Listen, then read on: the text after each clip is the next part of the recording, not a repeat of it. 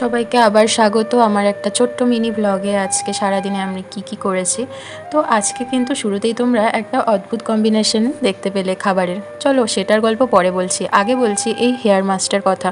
অনেক রকম chemical use করার পরে আমার টাকা পয়সা শেষ হয়ে গেছে। ফাইনালি ইউটিউব ফেসবুক থেকে টিপস নিয়ে একটা হেয়ার মাস্ক বানিয়েছি, আর এটাকে আমি 7 দিন ইউজ করে তোমাদের সবার সাথে রেসিপি আর রিভিউ দুটোই শেয়ার করব। কাজের ফাঁকে চুলের যত্ন নেওয়া প্রত্যেকেরই প্রয়োজন, আর জরুরিও বলতে পারো। তাই আজ আমি সেই হেয়ার মাস্কটা পুরো আয়ুর্বেদিক পদ্ধতিতে বানিয়েছি। এদিকে বলি, আজকে ঘরে পিঠে বানিয়েছি, তবে সাধারণত পিঠে যা দিয়ে খাওয়া হয় আজকে একদমই অন্যভাবে খাবো। হ্যাঁ, দেশি মুরগির ঝোল দিয়ে সরা পিঠা। আর এই সরাটা তোমরা দেখেই হয়তো চিনতে পেরেছো। এই কম্বিনেশনটা যদি না ট্রাই করো তাহলে আমার কথায় একবার অন্তত খেয়ে দেখো। সকালবেলার ব্রেকফাস্টটা আজকে এরকমই ছিল, একটা দুর্দান্ত সারপ্রাইজের সাথে। আর খেতে হয়েছে অসাধারণ, আর অত্যন্ত পুষ্টিকরও বলতে পারো। বাচ্চাদেরও এটা রেকমেন্ড করব আমি। এরপর চলে আসি, আজকে একটা ফ্যান পরিষ্কার করব।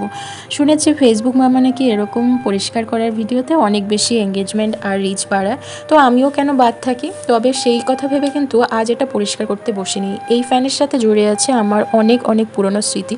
আমার হোস্টেল লাইফে এটা আমি ইউজ করেছিলাম। এটা কেনারও একটা আলাদা গল্প রয়েছে, সেটা না হয় অন্য কোনো দিন বলবো। তবে যে কোনো জিনিস পরিষ্কার রাখলে সেটা কিন্তু আলাদাই একটা গ্লো আসে, আর জিনিসটাও অনেক বছর পর্যন্ত ভালো থাকে। আর সাদা কালারের এই ফ্যানটা আমার কিন্তু খুবই পছন্দের। যদিও এটা খুব পুরনো মডেল, কিন্তু এটার সাথে যেহেতু আমার স্মৃতি জড়িয়ে আছে, তাই এটাকে আমি প্রতি বছর বের করে মুছে ইউজ করি। গরমকালে এটাকে আমার এক্সট্রা ফ্যান হিসাবে অনেক জায়গাতেই পোর্টেবল ফ্যান সেটা হিসাবে ইউজ হয়। তাই আজকে ভাবলাম সেটাকে ঝাঁঝকচকে করে নিই। দেখো তো কত সুন্দর পরিষ্কার করেছি। আমার আবার নিজের জিনিসের প্রতি খুব মায়া। যেমন যেগুলো আমি কিনি সেগুলো কেনার সময় আমি অনেক সময় নিয়ে কিনি, ভেবে চিনতে, টাকা পয়সা দেখে, সব দিক ভেবে এবং ভবিষ্যতের কথা ভেবে কিনি। তাই আমি কোনো জিনিসই ফেলে দেই না, কারণ এটায় শুধু পয়সা নয়, এতে আমার মায়া জড়িয়ে আছে। এরই মাঝে আর কিছু রান্না বাকি ছিল, যেমন এই যে পাঙাশ মাছের ঝালটি বানিয়েছি, আর সাথে সেই এক আপুর ভিডিওতে ইন্সপায়ার্ড হয়ে এইরকম ঝাল ঝাল পেঁয়াজ মরিচ দিয়ে ভর্তা বানিয়েছি।